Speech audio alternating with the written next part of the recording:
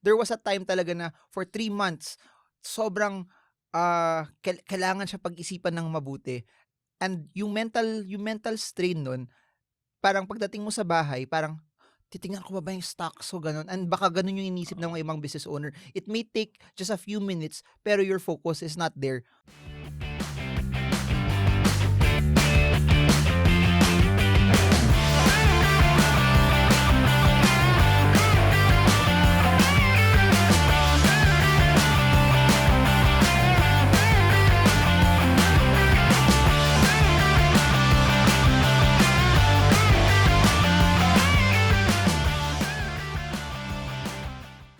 So hey guys, watching from live. This is also the first time that I'm going YouTube live. Na nakasabit lang naman ako kay Master Marvin, no? But we're actually recording a podcast session right now, which will be launching maybe a week or two from now. We're on Spotify. The podcast is Leadership Stack. So actually, if you go on your Spotify right now, Spotify account, you search Leadership under podcasts category, you'll find us on the number 3 spot. I think number 1 is John Maxwell. Number 2 is Craig Rochelle, if I'm not mistaken. So Leadership Stack is at number 3. And we talk about leadership, management, and entrepreneurship. So to start, good morning, Mr. Marvin Guillermo, the master, the millionaire, Mr. Stock Smarts. Unang-una, nagpapasalamat ako. Ang ganda ng lighting nyo. Medyo pumuti ako dito. So, nagkapag-asa ako. Nagpapasalamat ako sa mga nakakakimbento ng ganito kasi, yun eh. Hindi pabor sa akin pag pangit yung lighting condition. If I'm a business owner, should I trade my own stocks? And the context is this. It's my first 5 years in business.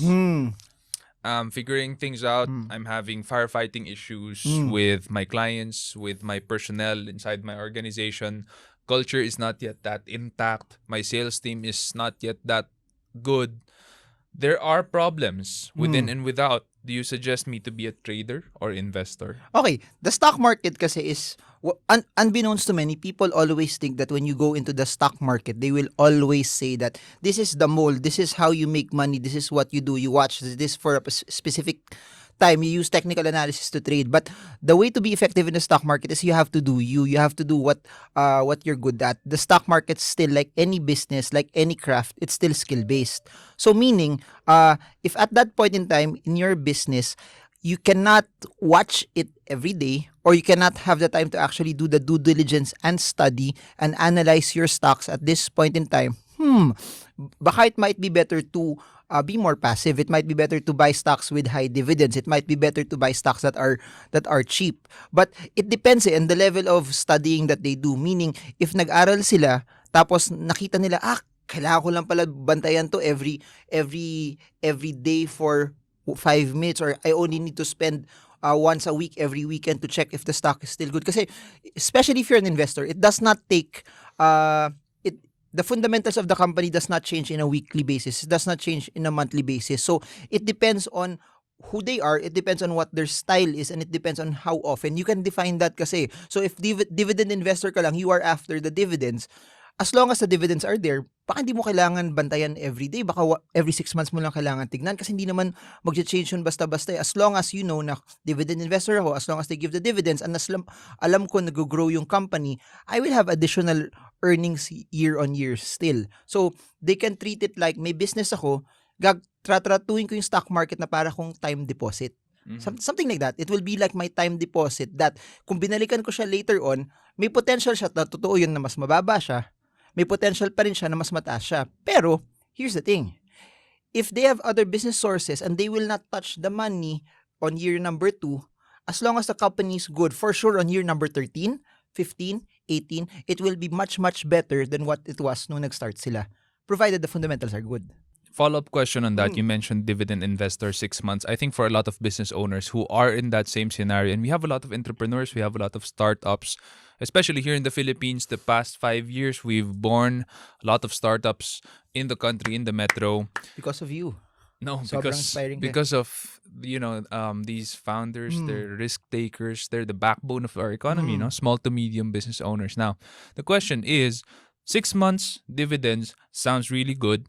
What are some of the companies top of mind that provide that much, provide a good return on dividends without having to worry about them for that long a time. Okay, before that pala, no, ah, baka minsan kasi sinasabi ko 'to na madali lang siyang gawin kasi ito lang yung ginagawa ko, puro stocks lang talaga. What I realized also, was this, 'pag may problema ka sa negosyo, and ano 'to, I mentioned this while we were offline, there were some investments na businesses na pasok ako, pero I don't care about the operations. If you care about the operations, like for example, we had, sa barbershop business, I'm not just an investor, pero I have my input on the operations. There was a time talaga na for 3 months, sobrang kailangan siya pag-isipan ng mabuti.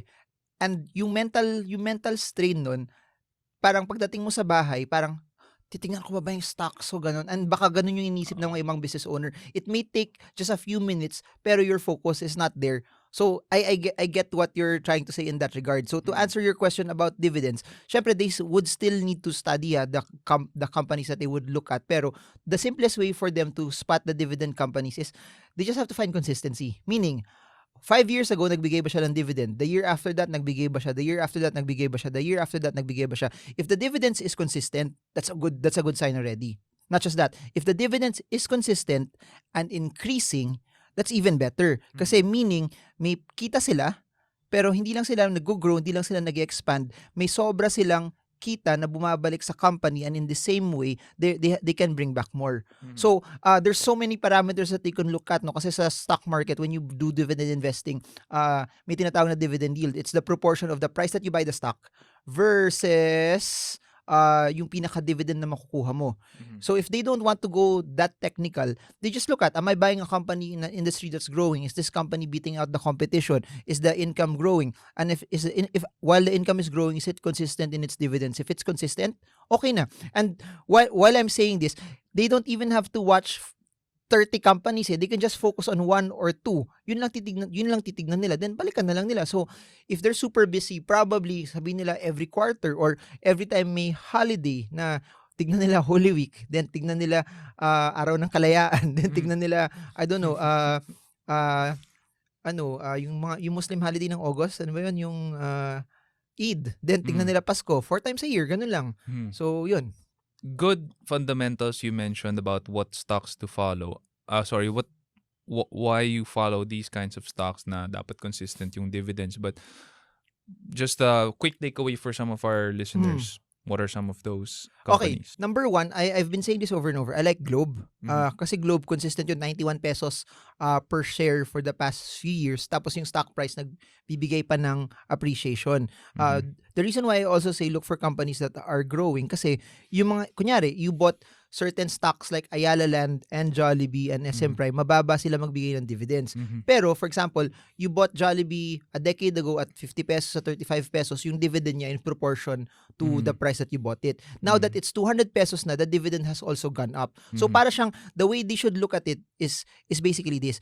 Kung binili nila ngayon yung stock na yun, kahit mababa yung dividends na yun, like the three that I said, mababa yun. But if they look at it from a 10-year horizon, para siyang condominium na every year nagtataas sila ng upa.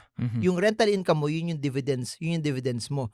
If they want naman to earn from dividends this year, the ones that have been good historically, SPC, which is a power company, GMA7, which has been consistent, pero I just like to err on the side of caution sa GMA7 because I don't know if that will still be consistent 5 years from now, kasi everything is shifting towards podcast, towards YouTube, and people are getting a slice of the pie of their earnings also. So it's high historically, but I don't know if that's the case 3, 4, 5 years from now.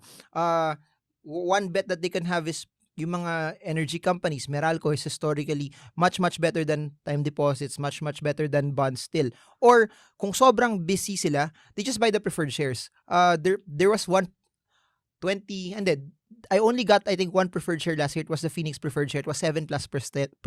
So it's still better than bonds, it's still better than time deposits, and it's still better than other rates of return as well. Pero I've been posting about this regularly ngayon na if they just want something that's very fixed, tapos very zero risk, tapos higher amounts of return than some stocks na Pag-ibig MP2.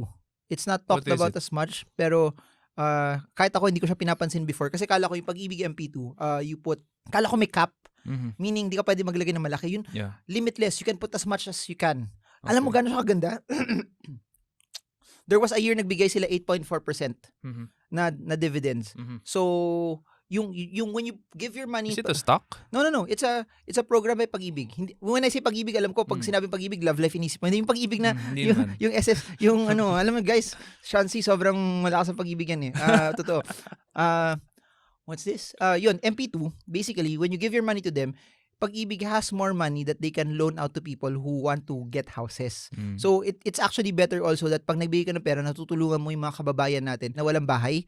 So, at least they have funding for them to be able to loan out money. And there was a year na 8.4%, there was a year na 7% yung dividends. And here's a clincher, tax-free. If you buy preferred shares, 10% tax. If you buy bonds, 20% tax. Yun nga lang, yung kailangan lang nila ma-figure out dito is, sa MP2, you cannot touch it for 5 years. So this has to be money that pag linagay mo doon, di mo siya gagalawin for 5 years. How early on was this open to the public? I think Tagal ba to? matagal na eh. Oh, matagal na kasi when I started making the video, ang dami nagko-comment doon. Thank you for making this video kasi matagal ko na kino-convince yung mga kaibigan ko. I've been doing this for the past 8 years. I've been doing this for this time also. It's not just talked about as much also, but it's really good. It's as of now, I could say that as of January 2020, it's really good. It's really good.